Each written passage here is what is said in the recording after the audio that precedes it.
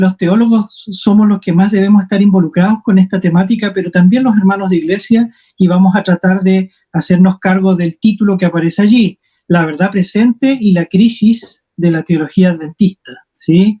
Vamos a ver si hay crisis o no, y yo quisiera ilustrar, viendo esta hermosa imagen allí de algunos de los pioneros de nuestra iglesia, pero también ese famoso cartel, ¿no es cierto?, donde los pioneros enseñaban las profecías de la manera más gráfica posible, con las profecías de Daniel y Apocalipsis.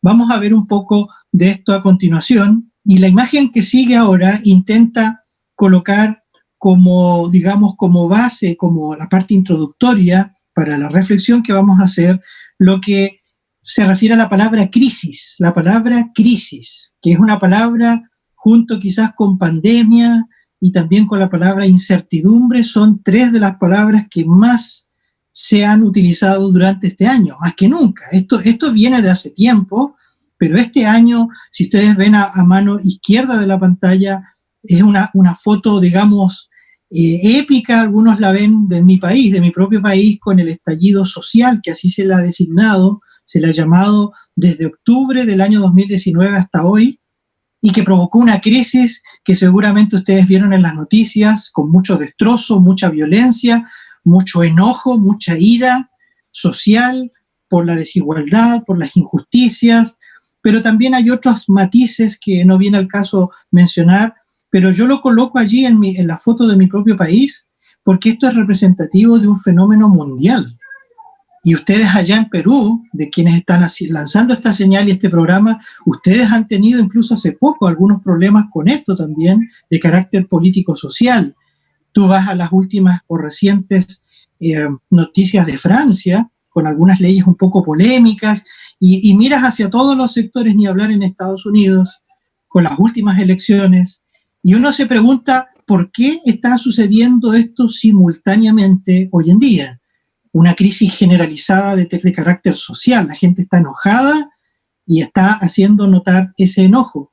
La imagen de la pantalla, la parte derecha arriba, es una forma también de ilustrar lo que se le llama hoy en día el cambio climático, ¿sí? O calentamiento global.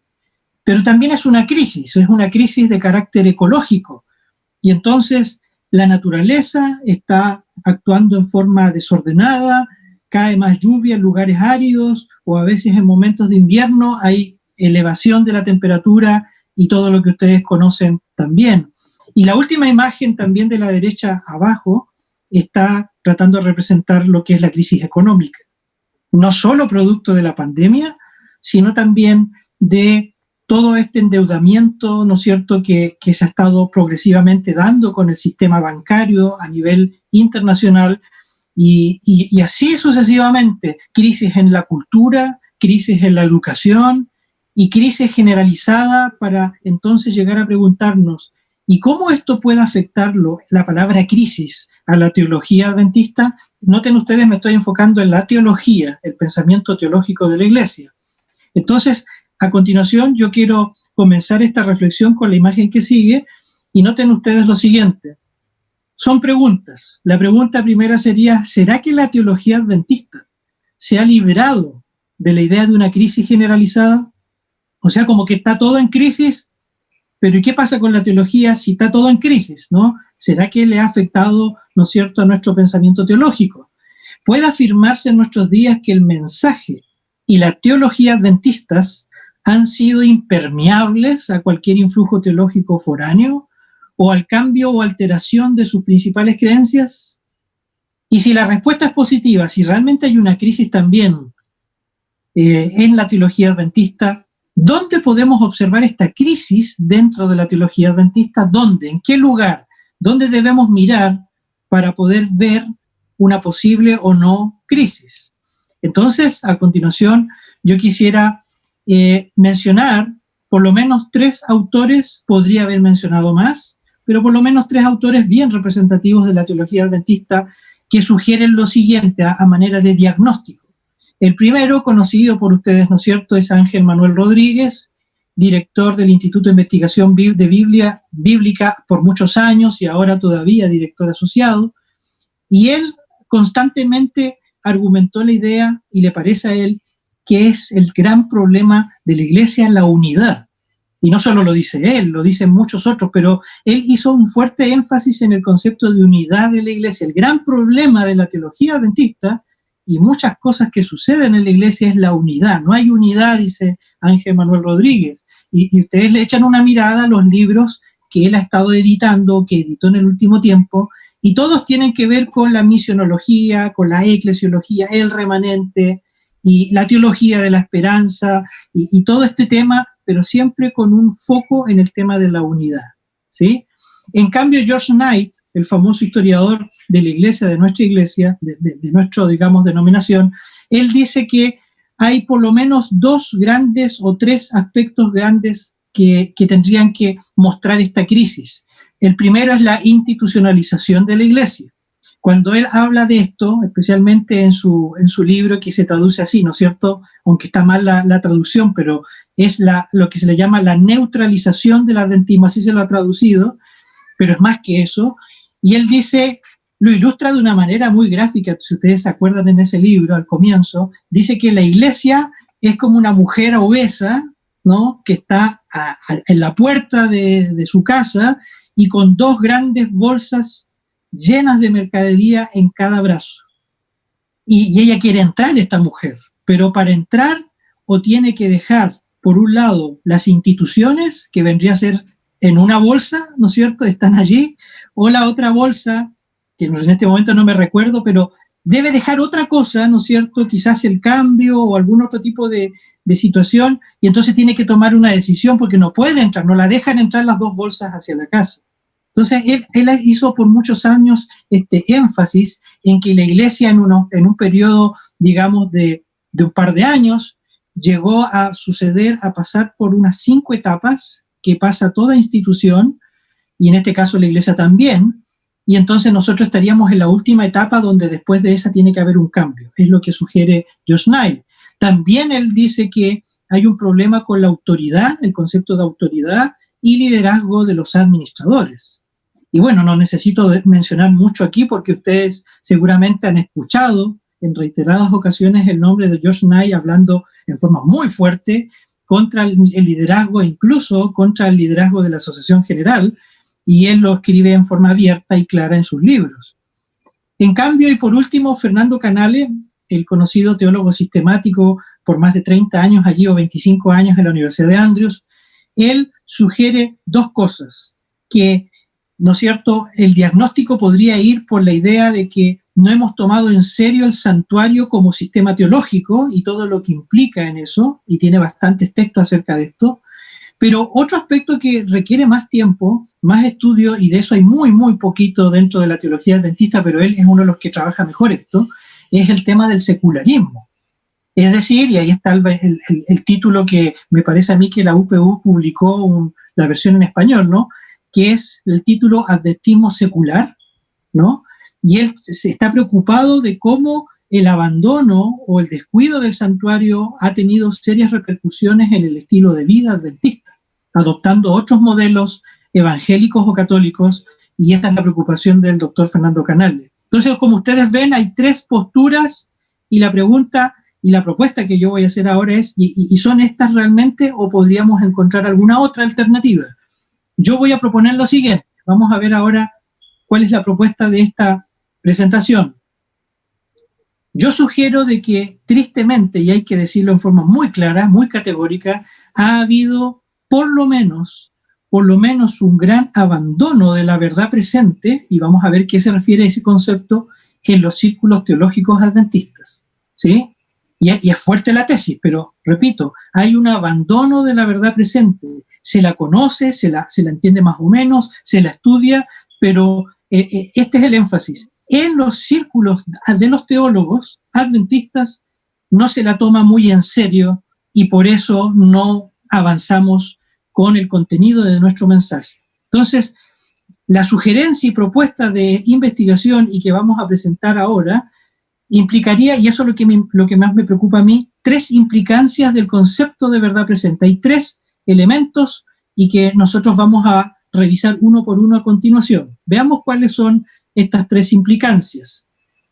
La primera, número 1, es que la verdad presente como un sistema de conocimiento teológico integrado tiene efectos directos en la forma de hacer exégesis, teología y misión. Noten ustedes que yo no estoy entrando a estudiar la verdad presente y a explicarla, aunque voy a hacerlo en forma muy breve al principio, porque yo supongo que los teólogos, y me estoy dirigiendo especialmente a los colegas teólogos, conocen o entienden en parte esta idea, qué es la verdad presente, aunque yo, repito, la voy a repasar un poco. Mi punto es qué implicancias tiene o consecuencias la idea de creer en una verdad presente, todo lo que significa para nuestro quehacer teológico diario. Y entonces el primer punto dice acá que esto tiene repercusiones directas en la forma en que estamos haciendo exégesis, teología y misión. Número dos dice acá, la verdad presente como sistema unificado de pensamiento obliga a los teólogos a trabajar junto a sus pares de forma cooperativa y no independiente. Ya vamos a revisar qué se refiere todo eso. Y número 3, la verdad presente debería orientar la labor exegética, teológica, pastoral y misionera de los teólogos adventistas, orientar y no solamente entender lo que significa. Vamos a ir entonces al número 1. Veamos la primera implicancia que queremos pensar y que le hemos puesto acá, la verdad presente como sistema teológico. Vamos a hacer un breve repaso a continuación. Entonces, yo a su mano derecha he puesto solo 3 libros, podría haber puesto más, donde estos 3 autores, Alberto Tim, Fernando Canale con su tesis y sus escritos, y también el doctor Roy Graf con su tesis doctoral publicada hace muy poquito, ambos, todos ellos, los 3, tratan de entender cómo el santuario puede ser, ¿no es cierto?, o funcionar como un sistema teológico, ya sea que uno lo argumenta de un punto de vista más del ser de Dios y de la filosofía, como es el caso del doctor Canale, en el caso de Roy Graf, como dice su título, viendo a Cristo y su obra en el santuario como el principio que articula y une, como los rayos de un aro, ¿no es cierto?, de una rueda. Cristo es el centro en la que se unifican todos los ¿no es cierto?, las verdades principales, o en la que a mí me parece la mejor tesis que se ha escrito sobre este tema, porque aborda los 2 grandes aspectos del mensaje de la verdad presente, que es la tesis doctoral del doctor Alberto Tim. Noten el título, el santuario y los mensajes de los 3 ángeles.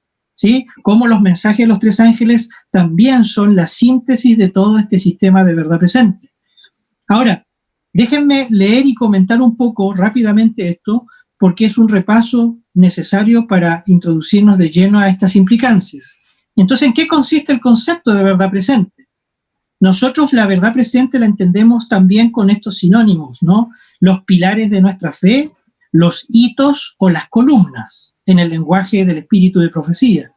Serían estos cuando uno hace todo el recorrido, ¿no? La ley de Dios y el sábado, la no inmortalidad del alma, el don profético, la reforma pro salud y la segunda venida de Cristo. Yo escuchaba por ahí al doctor Canale que él citaba muy literalmente de que quizás la reforma pro salud no está allí, pero cuando uno estudia todo el desarrollo, digamos, de lo que la hermana White dice acerca de este concepto, la reforma de pro salud, al ser el brazo derecho del mensaje de, ¿no es cierto?, de los 3 ángeles, especialmente el primero, está incluida allí. Entonces, recuerden, por favor, hermanos y teólogos, que esos son, y a eso corresponde la verdad presente. El sábado, la ley de Dios, la no inmortalidad del alma, el don profético, la reforma pro salud y la segunda venida de Cristo. Yo quisiera hacer acá un paréntesis porque es interesante y es importante señalar lo siguiente. Si son todos estos elementos los que se llaman verdad presente, esto no significa que yo voy a, por decirlo así, descuidar ciertas temáticas de la Biblia en favor de las que estamos mencionando acá. Lo que se está diciendo es que con la verdad presente, como sistema, ¿no es cierto?, y ahí habla del gran conflicto y el santuario, como sistema es que todas las grandes verdades de la Biblia, podríamos decirlo así, están resumidas en estas doctrinas. ¿Sí? O sea, si tú hablas, por ejemplo, de Génesis, los primeros capítulos, el sábado es una buena síntesis de todo lo que aparece allí. y así quedó como, ¿no es cierto?, columna, como significado. Entonces el segundo punto nos dice que la verdad presente tiene como su contexto histórico el gran conflicto y como su campo de batalla central a Cristo en su santuario y su relación con el mundo. Es decir, el gran conflicto y el santuario van unidos y, ¿no es cierto?, sistematizan todas estas doctrinas dentro de sí. Y el punto 3 es que el mensaje de los tres ángeles en Apocalipsis 14, del 6 al 11, son la síntesis de la verdad presente. Si uno analizara, ¿no es cierto?, palabra por palabra y doctrina por doctrina, toda la verdad presente o los pilares de nuestra fe están concentrados en el mensaje de los tres ángeles. Y por eso es muy interesante estudiarlo exegéticamente, pero sistemáticamente.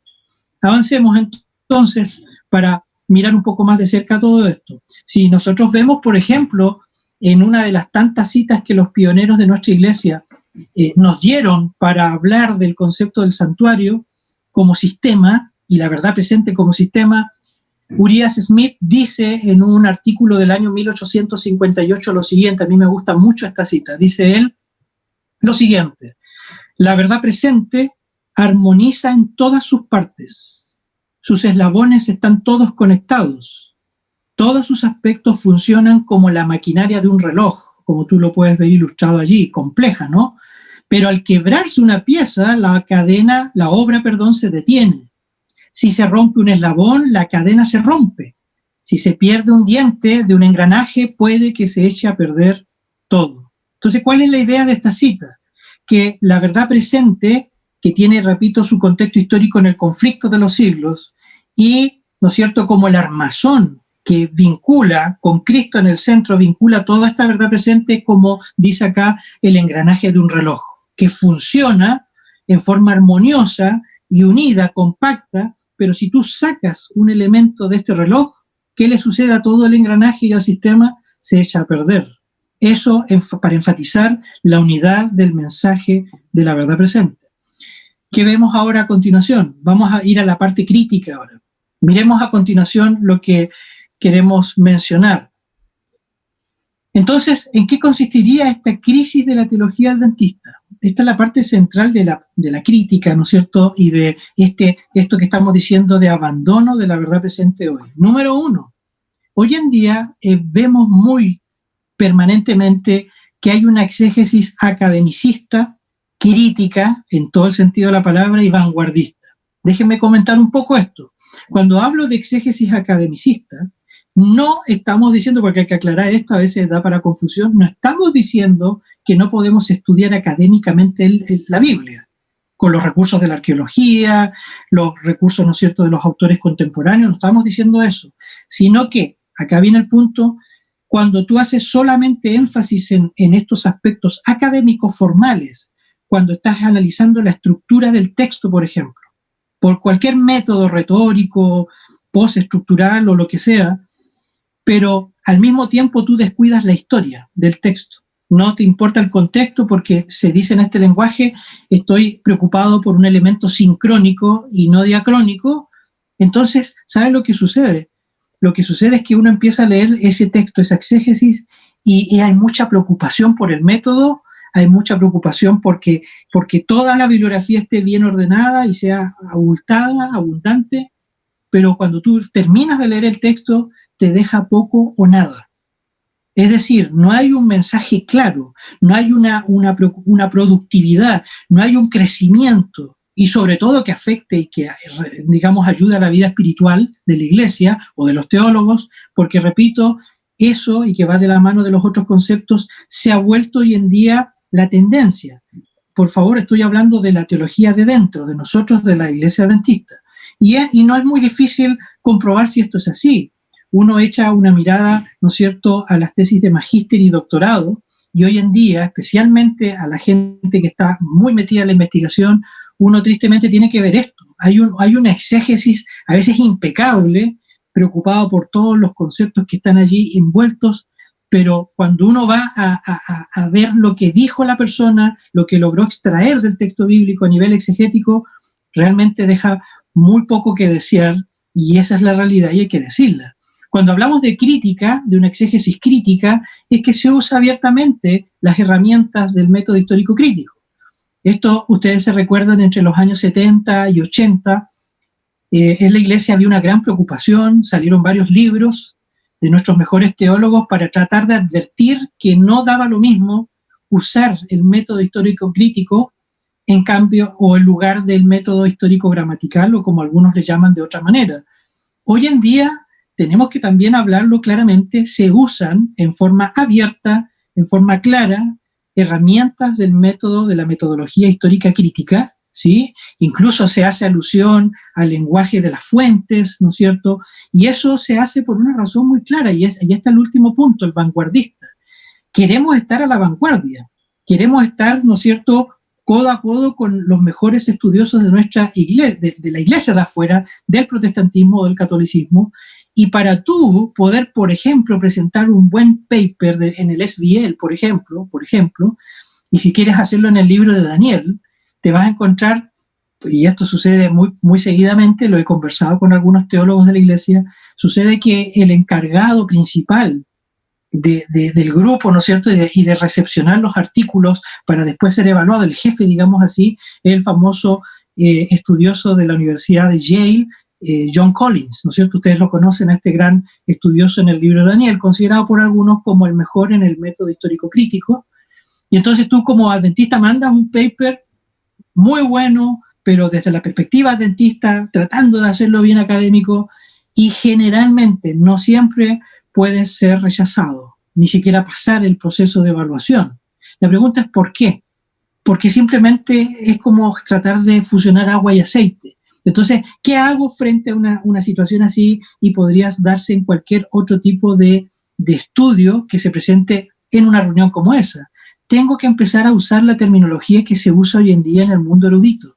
Tengo que transar ciertas cosas, tengo que usar ciertos métodos que se usan muy hoy en día, tengo que usar un lenguaje y de esa manera lo que sucede es que empezamos, ¿por qué no decir la palabra?, a traicionar nuestro mensaje distintivo. Tristemente sucede y sucede más comúnmente de lo que uno se imagina. En cambio, con respecto a la teología sistemática, yo acá he jugado con las palabras para decir lo siguiente, no voy a solo criticar la exégesis, ¿no?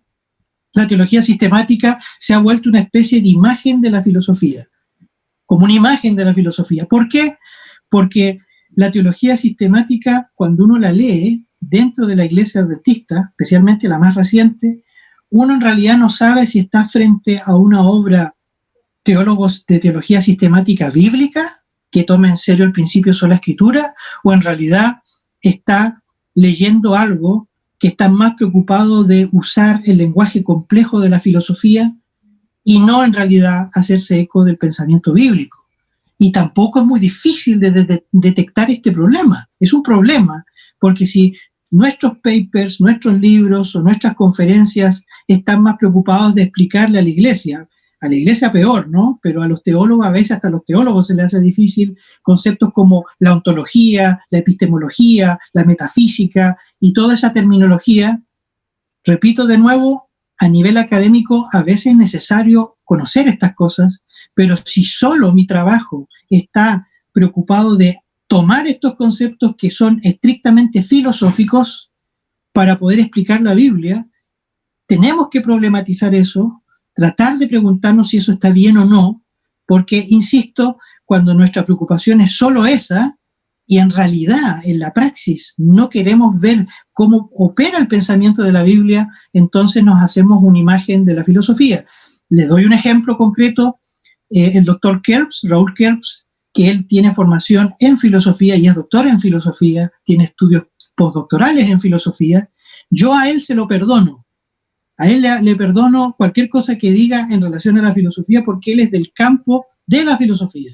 Pero cuando yo veo a un teólogo sistemático que hace un trabajo extraordinario, que hace un trabajo bien acabado, que toma o se apropia de temáticas que realmente pueden ser útiles para la iglesia, pero cuando tú lees lo que él está diciendo o lo que él está tratando de explicar y solo se queda en conceptos complejos, o a veces en tratar de dialogar con la erudición contemporánea, pero nada o muy poco del pensamiento bíblico en sí, entonces nosotros podemos criticar esto y también poder discutirlo acerca de lo que estamos viendo. Noten que todo esto lo estoy diciendo en el contexto de la crisis de la teología adventista a la luz de un concepto central que es la verdad presente.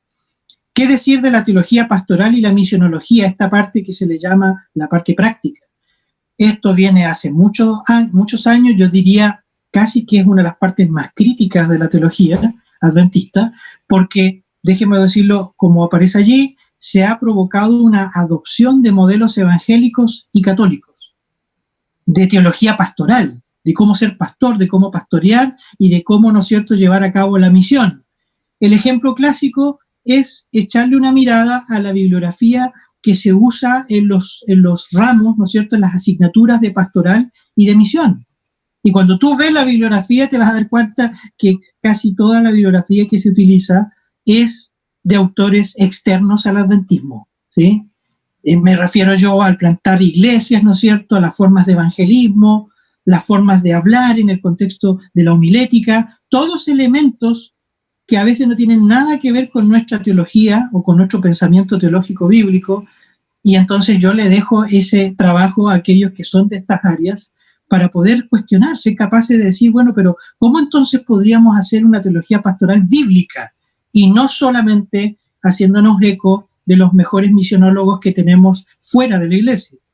Y por último, y esto ya lo vamos a ver a continuación, esto debe, llevarnos a un desafío grande, y eso lo quiero ver ahora, y es decir que la interdisciplinariedad del pensamiento bíblico, vamos a verlo ahora, es capaz de abarcar todos estos campos de la teología cuando lo tomamos en serio y sobre todo desde la verdad presente. Miren, vamos a ver eso a continuación. ¿Cómo nosotros entendemos la verdad presente como un trabajo teológico conjunto? O sea, cómo trabajar entre todos nosotros los teólogos, a pesar de que provengamos desde áreas diferentes, distintas, de distintos campos. Entonces, antes de dar estos dos ejemplos, yo leo arriba, después del título, que la verdad presente envuelve cada una de las dimensiones teológicas para la salvación y restauración del ser humano en el marco del gran conflicto y el santuario, que es lo que dije en el primer punto anteriormente. Vamos a dar dos ejemplos. El primero es acerca del sábado. ¿Cómo podría, noten ustedes, estamos tratando de aplicar lo que hemos criticado y cómo podría funcionar a la luz de la verdad presente? Y número uno, yo he puesto acá qué podríamos hacer con el sábado. Si vamos a los exégetas o los que analizan el texto bíblico, podríamos o tendríamos que, ¿no es cierto?, el deber de analizar los textos que hablan del sábado. Obviamente tenemos que hacer eso. En Génesis, ¿no es cierto?, del 1 al 3, ver Éxodo 20, Deuteronomio 5 y así sucesivamente. Pero en la teología bíblica, o los que hacen ya más teología, aunque también exégesis, deberíamos tratar de recoger la teología del sábado y de la creación. Pero esa teología del sábado y de la creación es imposible obtener sin antes la colaboración del exégeta, de aquellos que analizan en el hebreo, en el arameo, en el griego, los textos acerca del sábado, y entonces el teólogo puede elaborar una teología de calidad porque es bíblica y no basada en fuentes externas. En cambio, la teología sistemática tendría que hablarnos a partir de los resultados anteriores de Dios, de la santidad, del tiempo, la temporalidad y también de estos conceptos más conocidos por los teólogos como la protología y la escatología. Y entonces, cuando ya el teólogo pastoral ha leído esto o ha ido a un simposio y ha escuchado a los exégetas, a los teólogos y a los sistemáticos, entonces él puede tener mejores herramientas para dar una enseñanza del sábado de calidad, decirle qué se puede y qué no se puede hacer en el Santo Sábado, qué actividades, pero sobre todo hablar de la importancia que tiene el sábado en su sentido del pasado, rememorando la creación, que eso nos recuerda cada día de la semana, especialmente el sábado, a quién pertenecemos. Podría hablar muchas cosas, pero solamente si él cuenta con los antecedentes que los otros teólogos de otros campos han realizado. Si nosotros ahora vemos el tema de la no inmortalidad del alma, noten qué interesante se pone esto porque podríamos llegar a lo siguiente. Una vez más, vemos cómo trabajan los exégetas de la iglesia con los textos bíblicos, pero también con el vocabulario del ser humano. Es decir, cómo es el ser del hombre, del ser humano, en este sentido. En cambio, con respecto a la teología bíblica, deberían tomarse, ya hecha la exégesis, los temas de la vida y la muerte, por ejemplo, y también de la resurrección, que está estrechamente vinculada a la idea de la muerte.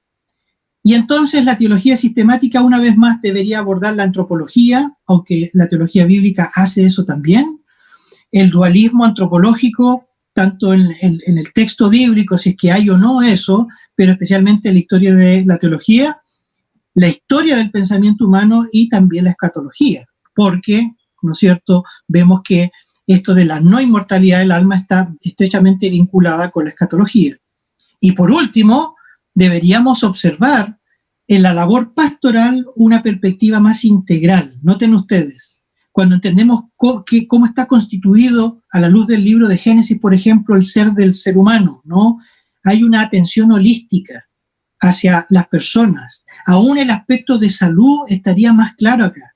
Y nosotros como pastores no solamente haríamos énfasis en lo espiritual, sino que al entender el ser del hombre en su totalidad, nuestro énfasis sería en todas las dimensiones antropológicas de las personas. ¿Cómo podemos saber eso? ¿Cómo puede mejorar nuestra atención pastoral de calidad y nuestra misión en colaboración con los exégetas y con los teólogos? Veamos qué lleva esto también.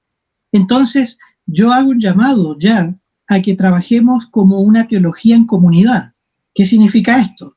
Que la magnitud de la teología y mensaje adventistas requiere el trabajo colaborativo de cada teólogo. Perdón, voy a cerrar la ventana y que está escuchándose un poco fuerte, un ruido. La magnitud, repito, de la teología y mensaje adventistas, si creemos que somos, por gracia de Dios, el remanente final con el mensaje final para el mundo, es tremendo eso, entonces requiere el trabajo colaborativo de cada teólogo. El conocimiento teológico se construye en comunidad y no de otra forma. Y los pioneros sabían muy bien esto. ¿Se acuerdan ustedes la historia de nuestra iglesia? Cómo ellos descubrieron las grandes verdades, porque es incorrecto decir que la hermana White descubrió todo esto, eso es incorrecto. Ella iba confirmando, ella iba guiando, pero todo eso se hizo gracias a un estudio colaborativo. Y eso implica, como trato de representar en esa fotografía a su mano derecha, que trabajemos en conjunto, que no andemos no solo peleando, sino que tengamos la humildad y la sencillez necesaria para decir, mira, ¿cómo esto lo trabaja la teología sistemática? Porque yo no soy teólogo sistemático, he estudiado un poco, pero ¿qué dice el teólogo acerca de esto? Y uno trabaja y así sucesivamente nosotros nos vamos nutriendo los unos a los otros para fortalecer la misión de la iglesia, que ese siempre es el norte de la teología. Avancemos en el último punto, que es el número 3, ya para ir finalizando, y tiene que ver con cómo la verdad presente entonces podría levantarse como la brújula de la labor teológica para orientar nuestra labor como teólogos. Entonces, número 1, tenemos que necesariamente poner la verdad presente con o versus la teología contemporánea, ver las ventajas y las desventajas, ¿sí?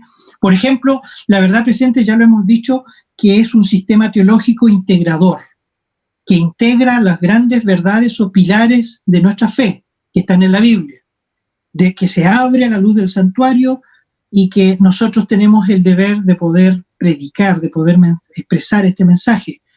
¿Cómo sería si los teólogos tomáramos más en serio la verdad presente como orientadora? Que cuando voy a comprarme un libro, así de práctico, ¿no? Cuando me voy a comprar un buen libro, el último que salió del año 2020 o 2021, y tengo varias opciones que me llegan a mi correo, poder decidir y decir, es que de estos 10, este o estos 2 realmente me van a ayudar quizás a entender mejor, ¿qué cosa? Alguna temática de la verdad presente, que es la identidad de nuestra iglesia, ¿sí? ¿Hacemos eso? Bueno, cada cual tiene que responder. La verdad presente también podría ser un filtro teológico, es decir, que si tú quieres estudiar, quieres proponer una tesis de doctorado o una tesis en tus estudios o algo de que dedicarle tu cabeza, tu tiempo para estudiar y presentarlo a la universidad, sería bueno que la verdad presente es extraer algún tema de allí y que eso, ¿no es cierto?, pudiera funcionar como ese filtro para poder investigar cualquier otra cosa, cualquier otro libro y autor, pero desde esta trinchera que es nuestra identidad como adventistas. Y por último, está este gran tema muy sensible hoy en día, que es la verdad presente y la cultura. ¿Cómo la verdad presente se enfrenta a la cultura contemporánea? Déjame darle un ejemplo y voy a poner varios ejemplos a continuación. ¿Cómo la verdad presente puede ser una respuesta a lo que hoy en día, todavía no, anterior por favor la imagen, cómo puede ser, por ejemplo, una respuesta a la teoría de género hoy en día? Hay estudios que se han publicado, poquitos, pero hay. Pero desde la verdad presente, ¿podría uno trabajar eso? ¿Será que hay respuestas allí? ¿Hay algún depósito bíblico donde nosotros podamos extraer verdades más claras y contundentes frente a la realidad que estamos viviendo? Bueno, yo voy a poner ejemplos a continuación de distinto tipo. Miren, pongamos ejemplos concretos de lo que yo estoy diciendo, de cómo la verdad presente puede ser una brújula, ¿sí?, teológica.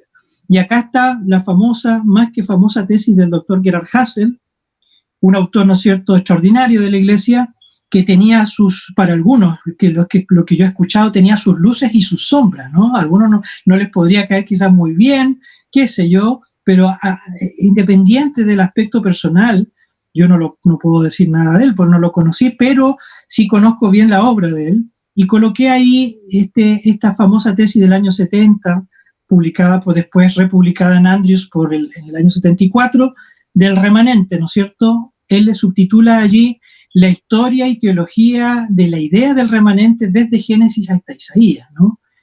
Según dicen los advisors de Gerhard Hassel en la Universidad de Vanderbilt, originalmente el doctor Hassel tenía la idea de hacer una tesis doctoral sobre el remanente desde Génesis hasta Apocalipsis. Yo no me puedo imaginar qué tesis podría haber salido allí, extraordinaria, ¿no? Pero como siempre los buenos advisors le dicen, mira, eso es una locura porque vas a terminar con una tesis de 2000 páginas, así que tienes que acotar, ¿no? Y entonces dijo, bueno, vamos a llegar hasta Isaías, ¿no? ¿Por qué coloco el ejemplo del doctor Hassel? Porque si tú revisas la obra de él, siempre él publicó temáticas que tocaban derechamente el tema de la verdad presente o muy cerca. Yo no me puedo acordar de textos mejores que hablen sobre el sábado que lo que escribió el doctor Hassel, sobre el sábado en el Pentateuco. No es que no he leído nada mejor que eso. Cuando tú lees sobre Daniel 8:14, una exégesis extraordinaria también de él. Cuando tú lees de Génesis, ¿cuántos textos escribió el doctor Hassel sobre el principio, ¿no es cierto?, de los días en la creación? Fue el último paper que él publicó. Y así podríamos nosotros mencionar otras ideas. Y entonces la pregunta que nos hacemos, ¿por qué él publicaba a nivel erudito, académico, tantos temas que tenían que ver con la teología adventista? Es decir, yo lo coloco solo como ejemplo a él y podría poner a otros que académicamente, en forma rigurosa, trabajan la verdad presente, pero creyendo firmemente en ella. Y el tema del remanente es un tema aglutinante que aborda muchas otras más y que tiene que ver con las profecías, por cierto. Miren, a continuación voy a mostrar otra idea desde una perspectiva diferente. Bueno, esa es una foto que yo saqué porque estuve 9 meses en Israel. Y es increíble porque ustedes lo logran ver, ¿no es cierto?, así de lado. Esta la saqué de la Universidad, ¿no es cierto?, Hebrea de Jerusalén, y también está en todas las bibliotecas que pude visitar antes que me agarrara la pandemia. En todas las bibliotecas, cada vez que tú pones en el buscador, en el catálogo, remanente, siempre aparece la tesis de doctor Hassel, desde el año 70. O sea, aquí estoy queriendo ejemplificar con eso. Como estudiosos adventistas, como teólogos, si apreciamos más la verdad presente y todo lo que hemos dicho hasta ahora, su significado, podemos hacer teología del más alto nivel académicamente y fortalecer al mismo tiempo nuestro mensaje y misión adventistas. Sigamos. A ver qué viene acá. Acá yo les coloco un ejemplo personal. Yo tengo ese libro y me lo compré, buenísimo, del año 2019, y coloco este ejemplo por lo siguiente. Si ustedes leen ahí un poquito en el inglés, dice, más o menos así una traducción, la pureza y santuario, dice, del cuerpo en el judaísmo del segundo templo. O sea, hay una relación por la conjunción, ¿no es cierto?, y pureza y santuario, ambos, como esa metáfora del cuerpo muy presente en los escritos de Pablo, ¿no es cierto?, en los 1 y 2 Corintios, y por ahí, ¿no es cierto?, en Efesios. Entonces, esta autora, Hannah Harrington, ella escribió este libro, esta persona no es adventista, lo publicó en esta prestigiosa editorial, ¿no es cierto?, alemana, y ella trata de ver la dimensión antropológica del santuario. Porque la pregunta sería, ¿por qué Pablo, de entre todas las metáforas que podría haber usado para la iglesia, para la comunidad de creyentes, pero para el individuo, vosotros sois templo del Espíritu Santo, ¿se recuerdan?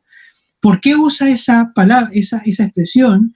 Y es más, la palabra que usa en el griego, de entre las 4 palabras por lo menos que existen para santuario, en el Nuevo Testamento, él usa naos mayormente. Y naos, cuando uno lo ve a la luz de la Septuaginta, casi siempre se refiere, casi siempre al lugar santísimo. O sea, ni siquiera hasta podríamos tratar de ver si encaja o no en la traducción. Vosotros no solo sois templo, sino diríamos, vosotros sois lugar santísimo del Espíritu Santo. ¿Qué implicancias tiene eso? ¿Por qué no estudiar más la dimensión antropológica del santuario? ¿Hay algún paper, alguna tesis doctoral entre nosotros que estudie eso? Ahí hay un campo virgen en nuestra iglesia y eso podríamos nosotros usarlo como otro ejemplo. Avancemos. Ya estoy casi ya hacia el final de nuestra presentación. Ahora, hablando del punto de vista más de la filosofía, quisiera hacer un ejemplo distinto, pero siempre pensando en la importancia de la verdad presente y la crisis que hay en nuestra teología adventista.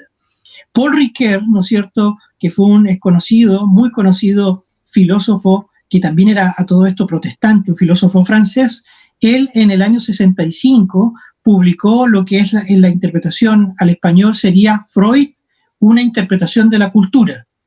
Y en ese libro, él es el que acuñó por primera vez lo que aparece en el título acá, que llamó a 3 grandes personajes del siglo, ¿no es cierto?, XIX y XX como los maestros de la sospecha. ¿Quiénes son? Bueno, son estos señores que ustedes se recordarán bien. El que está más a la mano derecha, Sigmund Freud, de inicios del siglo XX. El que está al medio, ¿no es cierto?, es Friedrich Nietzsche, que nació en una fecha muy interesante. Busquen cuándo nació Friedrich Nietzsche, se van a sorprender. Y también a su mano izquierda está el famoso teórico social y especialmente económico Karl Marx. Miren el grupito que hay ahí, ¿no es cierto? Estos 3 grandes pensadores. Y lo que tienen en común, dirá Paul Ricoeur, el filósofo francés en su libro, es que además de llamarlos maestros de la sospecha, tienen una actitud crítica hacia la realidad. Esas son palabras textuales de Paul Ricoeur. Es decir, ellos viniendo de campos tan distintos como el psicoanálisis, la filosofía y ¿no es cierto?, en este caso el campo de la economía con Marx, viniendo de campos distintos, los 3 confluyen en una misma idea y ellos prácticamente van a remover y van a, digamos, configurar nuevamente, junto con las repercusiones de la Revolución Francesa a fin del siglo XVIII, van a remover el piso y van a hacer una verdadera construcción de lo que va a venir a ser la modernidad, en términos filosóficos. La pregunta es, ¿cómo personajes que desde el gran conflicto nosotros sabemos quién realmente está detrás de las escenas, que surgen alrededor del movimiento adventista en esa época también, cómo el enemigo logra desde distintos puntos de vista trabajar el pensamiento humano, aún desde los campos tan diferentes como lo que hemos mencionado? ¿Qué pasaría si los teólogos o los pensadores de la iglesia se unieran desde la verdad presente y trabajaran en conjunto? Imagínense qué sucedería con nuestra misión. Avancemos. Creo que este es ya el último ejemplo que tenemos a continuación, y que es de un filósofo holandés que ha presentado lo siguiente. Estoy primero hablando del filósofo que está ahí, Rens Both, que está a mano derecha, y que él ha propuesto en el año 2015, de allí en adelante, lo que llama una nueva historia de las humanidades. Y es muy interesante su propuesta porque él dice lo siguiente: en un estudio interdisciplinario, aborda todas las disciplinas de las ciencias humanas. Si nosotros le echáramos una mirada al índice de su libro, nos daríamos cuenta que Rens Both lo que hace es analizar todas las ciencias humanas e incluso toca muy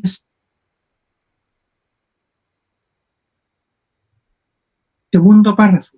El autor sostiene que en la historia de las humanidades, cuando se buscaron y emplearon modelos, y lo subrayé allí, modelos y principios, fue cuando más logros y descubrimientos se obtuvieron para beneficio de las sociedades. Es decir, cuando tú tienes un modelo y no algo disperso, no cuando alguien trabaja por allá en musicología, en historia, en filosofía y en cualquier otro ámbito del saber, dice, las humanidades no crecieron, no se llegaron, no se alcanzaron grandes logros humanos, descubrimientos, avances, pero cuando los seres humanos trabajan con modelos y principios que traten de articular las distintas disciplinas, en este caso de las humanidades, funcionó mucho mejor la historia humana.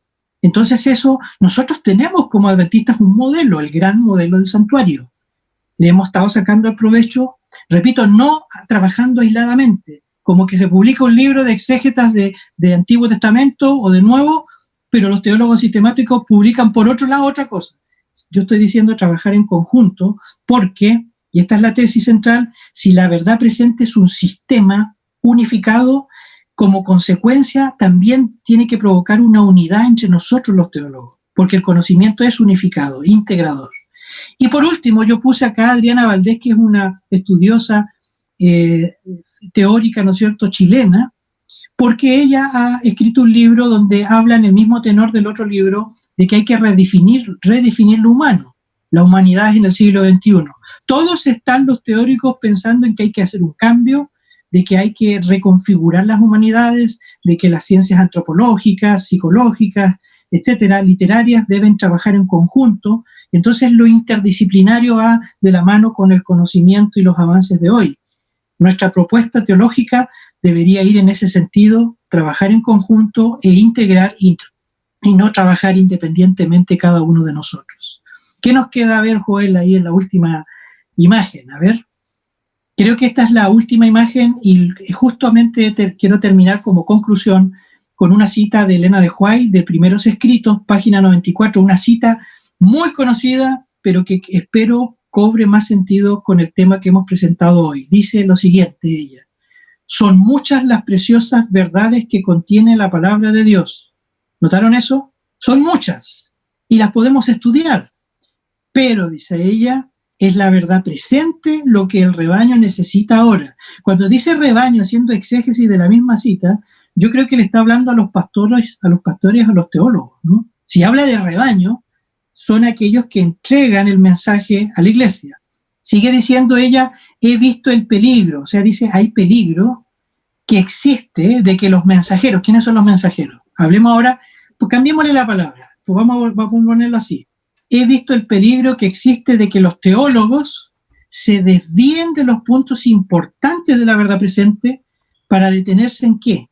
En temas que no tienden a unir el rebaño ni santificar el alma. Es decir, la verdad presente va antes que de la preocupación del doctor Rodríguez, ¿no? Si nosotros estamos preocupados de la unidad, para llegar a esa unidad tenemos que ver que nuestro mensaje trabaje en forma unida. Si no, no va a provocarse la unidad. Entonces, repito, tenemos que detenernos más en la verdad presente y no en estos puntos que no unen al rebaño y ni santifican el alma. Entonces termina la cita diciendo, en esto Satanás aprovechará toda ventaja posible, ¿para qué? Para perjudicar la causa. O sea, que Dios nos ayude para poder entender este tema valioso, pero no solo entenderlo, sino integrarlo en nuestra investigación teológica para que sea un orientador, para que sea una brújula y que cada estudio, que cada investigación seria al más alto nivel que hagamos, lo hagamos para sustentar más nuestro mensaje precioso que hemos recibido y poder cumplir con la misión desde el ámbito teológico. Así que Dios les bendiga. Gracias, Alan, por la presentación de esta noche. Estamos en deuda una vez más contigo. Tenemos algunas preguntas que nos han hecho llegar a través del grupo de Telegram. Solamente para recordarte, esta capacitación que estamos desarrollando no solamente es para teólogos o administradores o profesores de teología. Hay gente que acá nos está acompañando que no tiene formación en teología profesionalmente, pero que está interesada en conocer más, como decíamos al inicio, de las Escrituras. Entonces, algunas preguntas van a ir en ese tenor, ¿no? O mejor dicho, van a ser hechas por esos hermanos. Ahora, voy a dar pase al hermano, a un hermano que esté levantando la mano aquí en el Zoom para que pueda hacer su pregunta. Ya te reactivé el audio, Ulises. A ver si puedes ya Hola, buenos, perdón. Interesante todo lo que usted ha expuesto, doctor, y agradezco en nombre de todos los que estamos escuchando y que va, perdón, que va a pasar esta presentación. Muy interesante sus puntos de vista.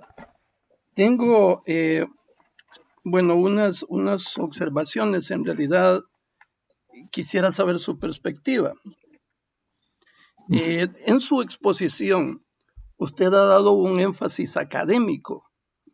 No Sí. siendo un académico, vamos a tomarlo así, en mi perspectiva, y durante mi vida como adventista, me he desarrollado desde una perspectiva en la cual hay una distinta focalización desde la perspectiva académica y desde la perspectiva de la cual no es académica.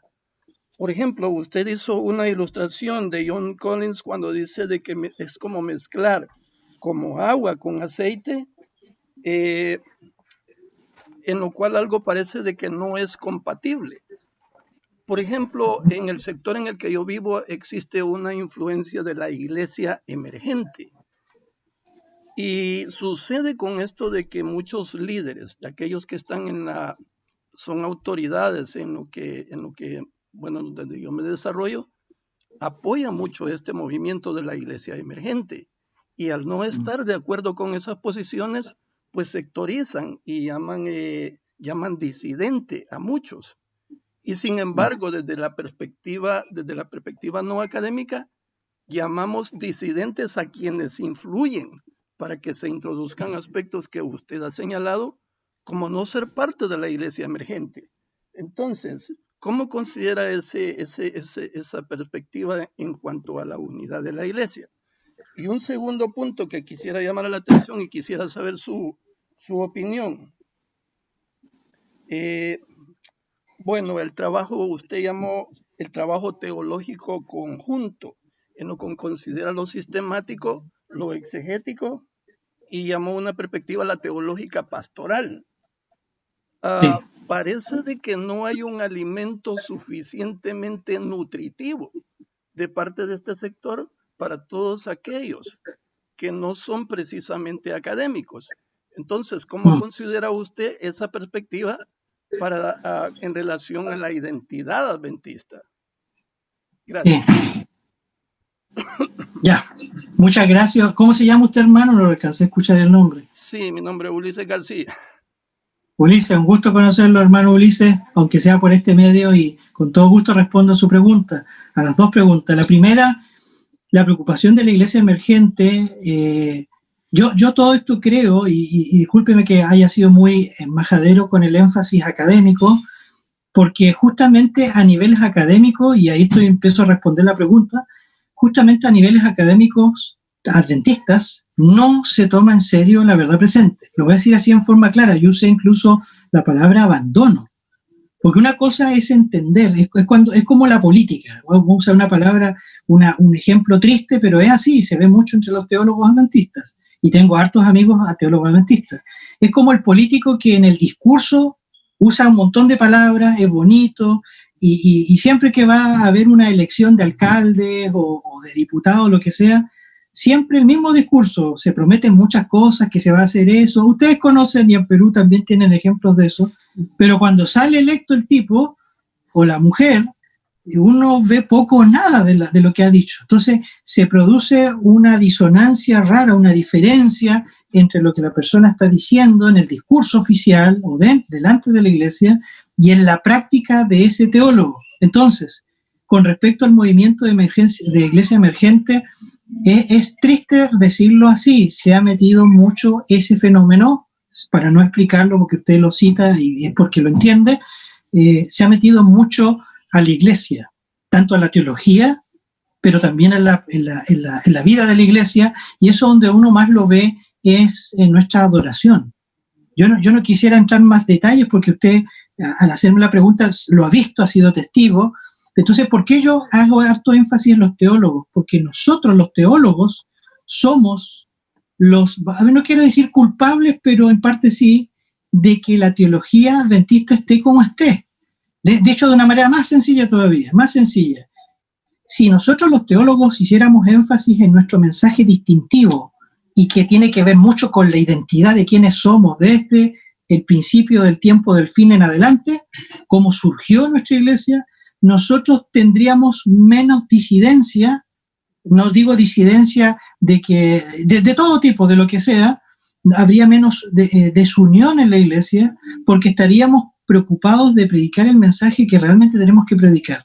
Pero cuando estamos con ideas foráneas, extranjeras, externas, preocupados más por las luces que hay en la iglesia, si son de color violeta, si no tengo que usar más ropa formal, donde a veces la discusión gira en torno de si hay que usar o no batería y guitarra eléctrica, todo eso es discutible, pero si solo estamos preocupados de eso y los problemas dentro de la iglesia, déjenme usar el lenguaje así bien sencillo, hermano, el diablo no está ganando la batalla de qué rato, porque está distrayéndonos mientras nosotros deberíamos predicar el mensaje que Dios nos legó en forma tan clara, no ambigua, ni siquiera académica, y que cualquier ser humano puede entender.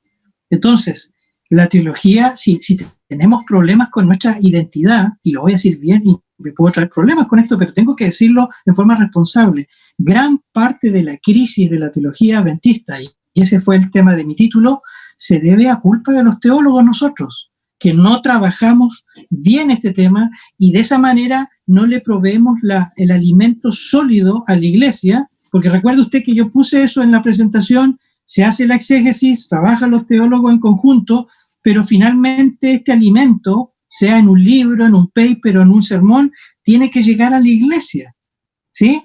Y llega ese mensaje distorsionado, llegan teorías extrañas o con por ejemplo, un concepto de justificación por la fe realmente diferente al que por mucho tiempo se creó, digamos, creíamos en la iglesia, y la pregunta que uno tiene que hacerse es ¿por qué? Entonces el efecto dominó, si usted, hermano Ulises, lo lleva hasta atrás, hasta el origen y se pregunta, pero ¿de dónde viene este problema? ¿Por qué estamos predicando esto? El punto final, a donde va a llegar al final de la pared, del muro, es que esto partió desde la teología y de los teólogos que están enseñando algo que no es adventista. No sé si me entiende la idea. Entonces, nosotros como teólogos somos muy responsables, Dios va a demandar mucho de nosotros, porque somos los que nos dedicamos a estudiar esto, somos los que estamos encargados de formar a los futuros líderes de la iglesia, pastores, ¿no es cierto?, y teólogos, pero si les entregamos una teología que no es la teología que hemos recibido y que está vinculada a nuestra identidad, entonces la praxis de la iglesia, la misión o el trabajo va a estar mal enfocado, porque el punto de partida está malo, o está alterado, o hay un énfasis, como por ejemplo usted decía, en la iglesia emergente, que se van a llegar a practicar ¿qué cosa? Meditación trascendental dentro de la iglesia. Vamos a empezar a hacer cuestiones que uno ve dentro de los círculos católicos, y uno dice, ¿cómo llegamos a esto? Bueno, a veces el problema no es de los hermanos de iglesia, no es que los teólogos tienen toda la culpa, pero gran responsabilidad recae en ellos y en nosotros. Gracias, Alan, por la respuesta. Aquí tengo otra pregunta que me hacen llegar por el Telegram. Es la siguiente. Ante las situaciones actuales de disidencia y desinformación en nuestra iglesia, un hermano que escuche videos y miles de cosas, sea por YouTube, Facebook o cualquier otra plataforma de red social, suele llamarle verdad presente. Es más, incluso tú debes estar al tanto de esto, que muchos hermanos le llaman casi a todo verdad presente. Uh-huh. Si nosotros tuviéramos que dar una definición de lo que significa verdad presente, que fuera clara para un laico, ¿cómo podríamos describirla? Bueno, yo humildemente les quiero sugerir un artículo que publiqué, lo hice por eso. Pueden buscarlo o lo puedo hacer llegar a Joel, él puede dar el link en la revista Adventista, lo publiqué justamente de eso. ¿Por qué verdad presente? Hay dos ideas allí. Verdad presente, de ahora. Entonces uno tiene que entender por qué verdad. Y verdad, lo dije hace un tiempo, verdad se refiere, aunque es singular, es el conjunto de grandes verdades o pilares de nuestra fe que están resumidas en este concepto que se llama verdad presente. Pero presente tiene que ver con el tiempo. O sea, es una verdad que debe ser proclamada el Evangelio eterno de Apocalipsis 14, en este tiempo. Y la pregunta es, ¿por qué en este tiempo? Porque surge en el tiempo del fin el movimiento adventista desde 1844 en adelante, y entonces lo que dice el primer ángel, porque la hora de su juicio ha llegado. O sea, no es el mensaje de Noé solamente, no es el mensaje incluso de los evangelios, sino que la perspectiva, el foco nuestro, tiene que ser en la verdad presente como una verdad de salvación para este tiempo y no para otra. Y eso significa mucho porque finalmente es una verdad donde toda las verdades del pasado, desde la Biblia, llegan a un clímax, a una conclusión final. Y por eso nosotros hablamos de tiempo del fin.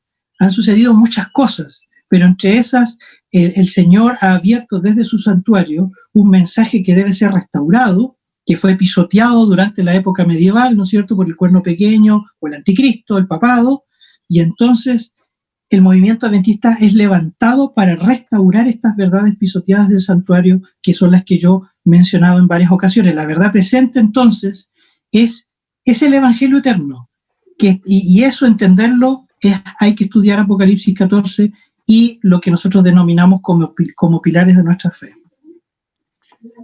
Ahora, Alan, una pregunta relacionada con lo que acabas de mencionar es, como te decía, aquí tenemos gente que tiene formación en teología y gente que no tiene formación en teología.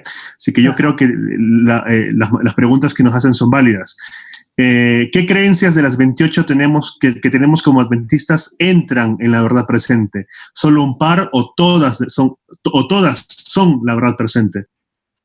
Todas, muy claramente, todas. Y eso es lo que, esta por decirlo así, es lo siguiente. Bueno, creo, pero no lo dice tan así, creo que el único que le he leído hace poco hablar de este tema y tocar esto, pero no lo dice como lo voy a decir yo, es el doctor Elías de Souza, que habló de las doctrinas y toca el tema de la verdad presente, pero no lo va a decir como lo digo yo. Es muy bueno su trabajo sobre eso, teológicamente. Entonces, yo diría que todas. ¿Por qué? Una vez más, porque la verdad presente, aunque es en singular, es el sistema teológico integrado, ¿sí? Cómo se integra este concepto es con el santuario y el conflicto, pero Cristo está en el centro. Así comenzó, ¿no es cierto?, el conflicto de los siglos, con el ataque de Satanás contra Cristo y su ley. Y entonces por eso el conflicto tiene en su centro a Cristo y Satanás, y Jesucristo, nuestro Señor, nuestro Salvador, sigue haciendo una obra, pero que ahora es la obra de culminación en el lugar santísimo.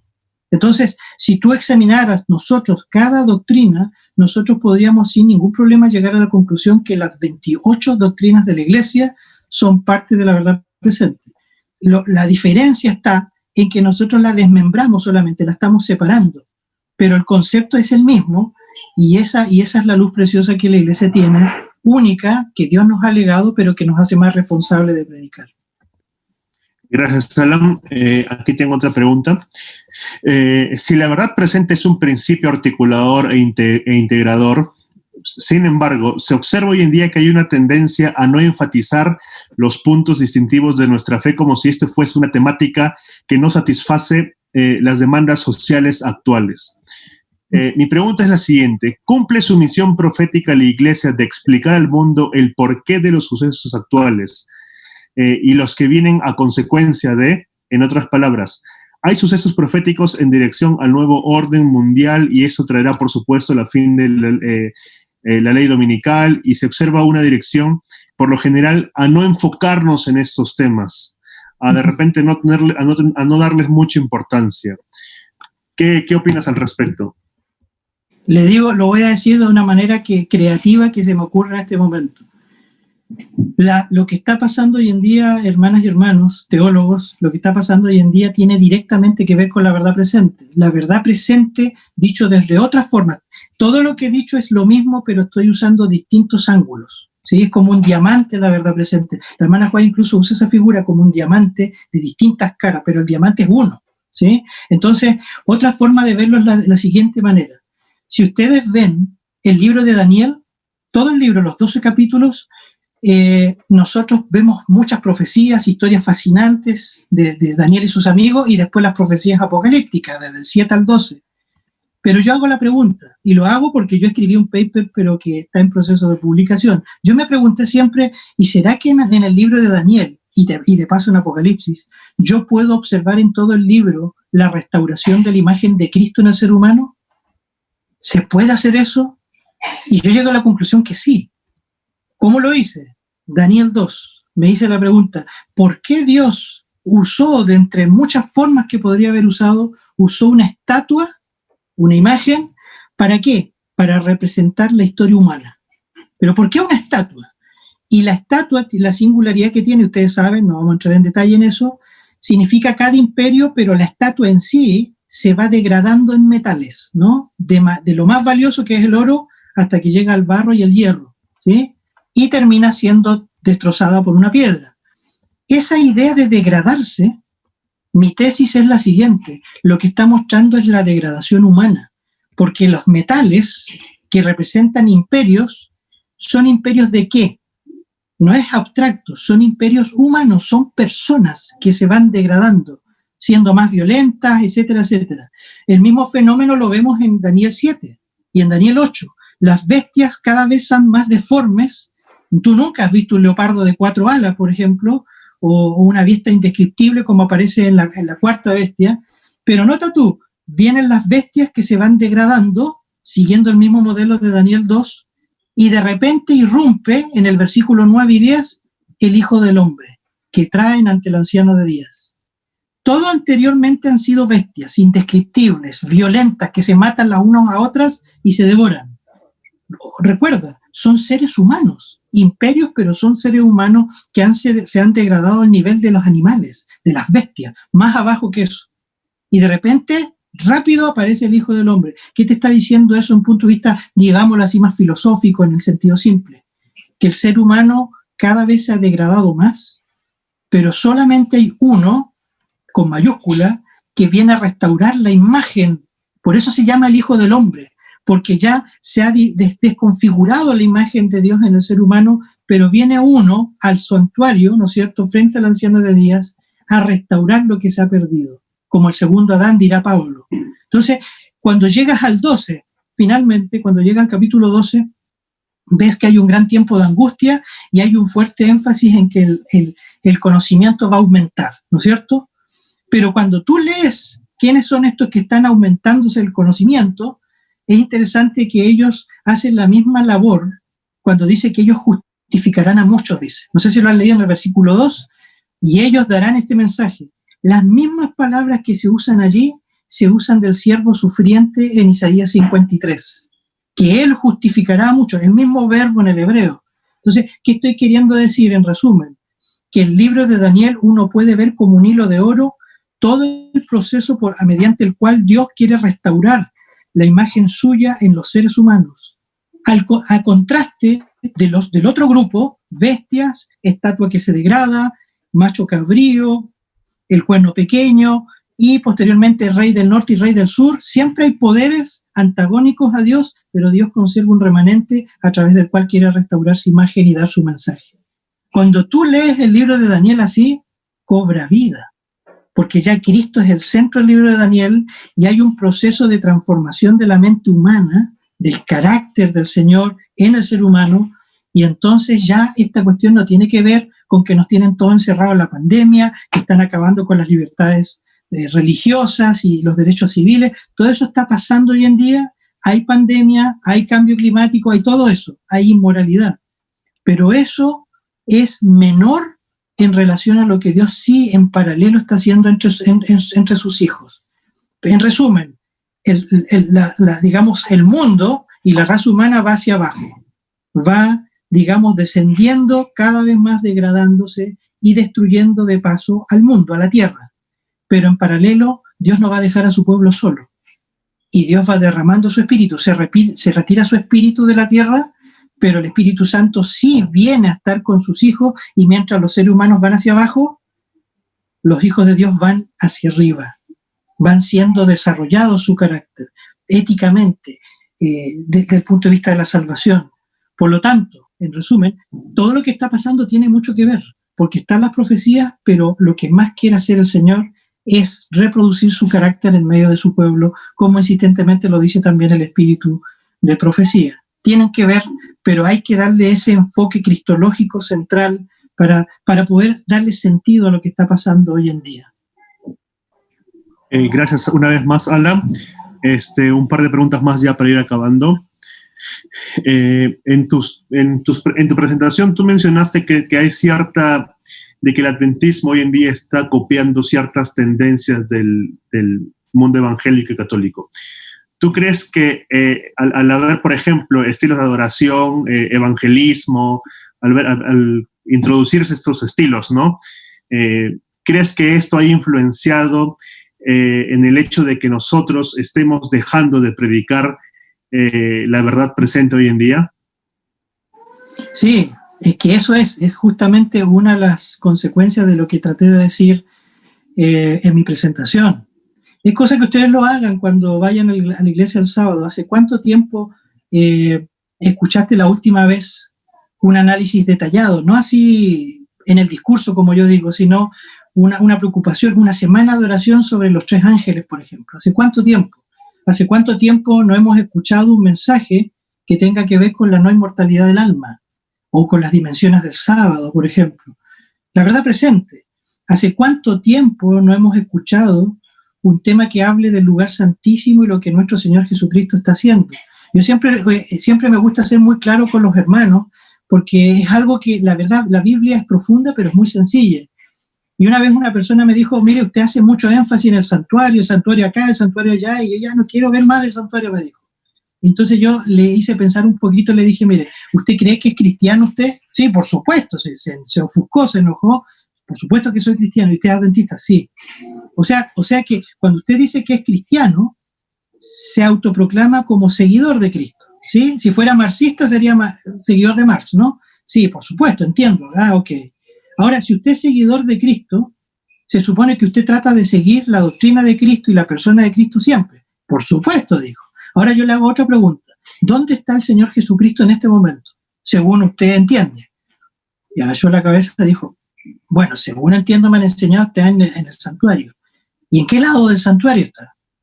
Bueno, en el lugar santísimo. ¿Y qué está haciendo allí? Y claro, ahí empezó a entender. Si usted es seguidor de Cristo y es adventista, auténtico seguidor de Cristo, y sigue por lo tanto a Cristo donde quiera que va, Cristo quiere que lo sigamos, como dice el apóstol Pablo en Hebreos, ¿no? Que lo sigamos hasta el lugar santísimo.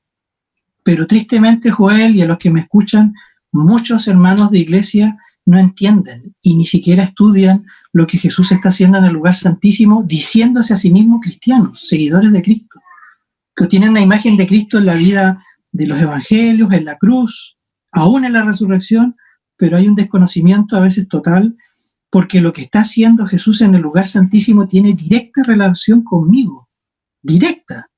No tiene sentido. El santuario en la antigüedad tenía que ver con eso. ¿Por qué debía purificarse el santuario?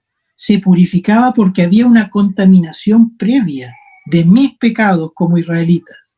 ¿Se dan cuenta? No tiene sentido ninguno, absoluto, no tiene sentido purificar el santuario de algo, ¿no es cierto?, que no existe. Es de los pecados de los seres humanos del pueblo de Israel. Lo mismo con el santuario celestial. Por eso yo hablaba de la dimensión antropológica del santuario. Pablo está hablando de eso. Pero vuelvo a insistir, como está esta teología de la verdad presente en crisis en nuestra iglesia, se conoce, se entiende un poquito allá, he leído allá, algo he predicado, pero los teólogos nosotros, que tenemos una buena responsabilidad, no la tomamos en serio esto, lo conocemos, lo estudiamos, pero en realidad no lo integramos dentro de nuestra investigación teológica. Gracias, Alan. La última pregunta. Hermano, simplemente para decirles que lamentablemente nos gustaría responder todas las preguntas. Yo he hablado más de una vez con Alan, buen tiempo, hemos chateado y también buen tiempo.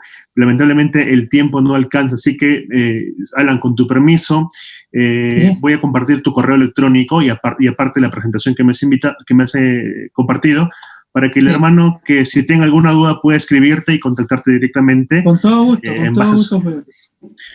Alan, acá hay una pregunta interesante que me están haciendo ahorita. ¿La verdad presente tendría alguna relación con mi estilo de vida? ¿Cuál sería la implicancia? Esa es una tremenda pregunta, esa es para otra presentación, otra presentación. Pero si yo puedo decir lo siguiente, déjeme pensarlo rápido. Además de todo lo que yo he dicho, yo creo que en forma un poquito más evidente, si alguien vio bien la presentación, se van a dar cuenta de que esto afecta directa y fuertemente a nuestra vida. A ver, voy a ponerlo en forma muy concreta, pero también generando intencionalmente una incomodidad, porque a veces con las incomodidades uno como que dice, tiene razón. Si nosotros hablamos de la verdad presente, por ejemplo, de la reforma pro salud, ¿sí? Yo tengo ahí el libro de la hermana White, uno de ellos que habla de la temperancia, ¿no? Precioso. Y lo que básicamente, el primer capítulo, léanselo por favor, cuando termine esta presentación, léanselo y se van a sorprender. Léanse el primer capítulo de ese libro.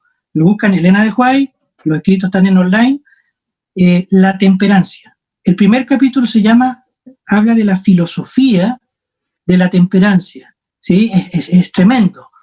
Y una cosa que dice allí es lo siguiente, la hermana White, tal cual, ¿sí? Léanlo ustedes mismos. Ella dice que la alimentación, lo que comemos, tiene directa implicancia en nuestra santificación. Y uno dice, wow, eso sí que no... Eso es nada, eso sí que no se estudia en la iglesia, a nivel académico, ¿sí? Hay tesis como la de Moscala y otros más, ¿no es cierto?, que analizan Levítico 11, pero yo no estoy muy de acuerdo con el doctor Moscala en ese sentido. Entonces, ¿qué quiere decir eso? Repito, que la alimentación tiene directa repercusión en mi santificación. Dicho de manera negativa, si no como bien y me alimento bien, ¿cómo va a ser mi proceso de santificación? Ahí nomás. Ahora, cuando uno estudia académicamente, y eso sería bonito estudiarlo, échale una mirada a dos textos. Levítico 11, evidentemente, ¿no es cierto?, que está allí, se ha estudiado, pero Levítico 11 no se trata solamente de las características de los animales puros e impuros. Tú hablas de eso, lo lees, pero interesante el último versículo, lo que dice, como resumen, dice, y entonces hagan todo esto, dice, porque así dice el Señor, como yo soy santo, ustedes deben ser santos. Entonces la hermana Juárez tiene razón, porque la comida tiene directamente que ver con la santidad. Ahora, ¿por qué a nosotros nos cuesta tanto eso? Por una razón muy, muy simple también. No queremos cambiar. Hay que reconocerlo. No te metas en mi plato, yo me gusta comer esto, pero cambia y se genera un cambio brutal, pero bueno, positivo, cuando uno dice, oye, si es cierto eso.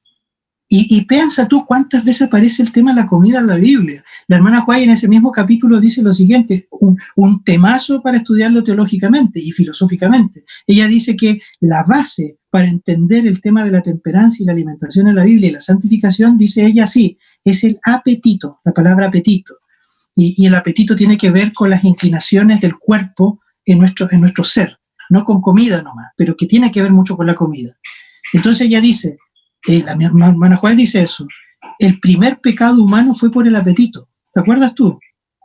Comió los sentidos y come, y entonces entra el pecado al ser humano, el apetito. Pero nota tú, ¿cómo es la primera prueba en el libro de Daniel? La primera prueba tiene que ver con la comida. Interesante, ¿no? Porque Daniel tenía claro eso. La alimentación de él y su estilo de vida le permitió y lo hizo apto para que Dios lo convirtiera en profeta, porque tenía la mente limpia, el discernimiento claro. Y les pongo el último gran ejemplo. Nuestro Señor Jesucristo, cuando va a comenzar su ministerio, ¿en qué punto es el primero que es tentado por el enemigo? La alimentación. Y Cristo venció con, escrito está. ¿Se dan cuenta? No solo de pan vivirá el hombre, comida, saciedad, apetito, sino de la palabra que viene de la boca del Señor. Entonces, cuando estudiamos la Biblia así, miren la riqueza, todas las conexiones que en un minuto uno puede hacer. ¿Cómo las haces eso?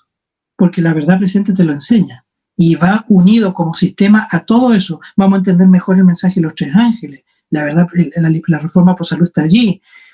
¿Qué pasa si hay hermanos, entre comillas, extremistas o disidentes, abiertamente disidentes, violentos, que hacen mucho énfasis en esto?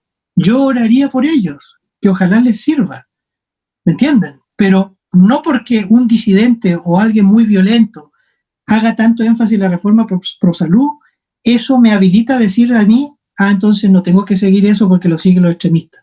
Eso es extremista de mi parte, porque la verdad presente nos enseña, los escritos de la hermana White, que eso es parte de la verdad y del mensaje adventista. Entonces, ese es un ejemplo de cómo afecta claramente nuestro estilo de vida. Gracias, Alan, por la respuesta. Hermanos, hemos llegado al final ya de esta ponencia. Nos gustaría, como les decía, seguir hablando, pero el tiempo no da para más. Simplemente, antes de pedirle a Alan que haga la oración final, simplemente recordarles que si ustedes quieren ver quiénes son los ponentes que nos van a estar acompañando durante estos meses y también ver las temáticas que se van a estar impartiendo, pueden ir a la página de Facebook Adventista San Borja y ahí pueden encontrar los pósters con todos los ponentes, que son más de 40 de distintas partes del mundo, los temas que son variados, no nos hemos enfocado en una sola temática, y también van a encontrar allí los horarios, y cualquier duda, consulta que tengan nos pueden escribir a los números de WhatsApp que están apuntados allí o directamente a los grupos de Telegram. Alan, gracias una vez por estar con nosotros. Saludos en casa y para terminar, por favor, te pido que hagas la oración final. Oremos. Buen Dios, Padre, gracias, Señor, especialmente porque tú te has dignado a darnos estas preciosas verdades que tú les has llamado la verdad presente o pilares de nuestra fe a nosotros como iglesia. Señor, a veces no logramos divisar la magnitud de lo que tenemos en nuestras manos. El mensaje glorioso de los 3 ángeles, que son para este tiempo, por eso se llaman así verdad presente. Solo quiero pedirte 2 cosas, mi Dios. Primero, perdónanos como teólogos, como dirigentes de iglesia o también como hermanos, porque teniendo tanta luz, muchas veces la despreciamos leyendo, estudiando o dirigiéndonos hacia otras mentes de seres humanos y no a la que tú nos has provisto. Perdónanos, Señor. Pero en segundo lugar te pedimos que nos ayudes mediante tu Santo Espíritu a levantar esta verdad presente, estas verdades que tú quieres restaurar del santuario celestial y poder mirar a Cristo en el lugar santísimo, incansablemente trabajando en favor de su pueblo, de la raza humana. Señor, queremos pedirte, rogarte que estos mensajes y esta presentación pueda ayudarnos a cada uno de nosotros a estudiar mucho más y a entender qué significa la verdad presente y cómo ella, la verdad presente, exalta a la persona de Cristo, su persona, su ejemplo y su obra, y de esa manera podamos esperarlos preparados para cuando Él venga. Te lo pido en el nombre de Jesús, Señor. Amén. Amén. Gracias, Alan. Bendiciones. Cuídate, hermanos. Nos vemos. Hasta luego. Dios bendiga. Ok. Quedó. Gracias, Alan, por el apoyo. Sí.